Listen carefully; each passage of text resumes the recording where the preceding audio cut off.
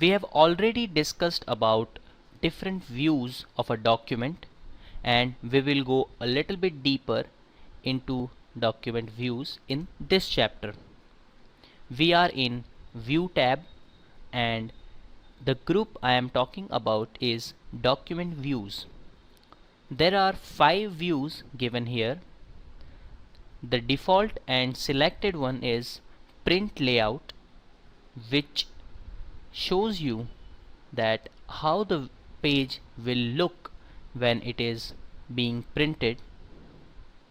The second is full screen reading, which is useful when you are reading the document throughout. Third is the web layout, which view the document as it would look as a web page. The fourth one is outline, which views the document as an outline and shows the outlining tools.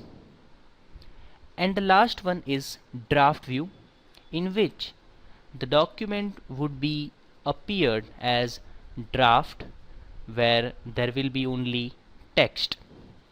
So this is it for this tutorial. We will move further and cover some more lessons in our next tutorials. Thank you.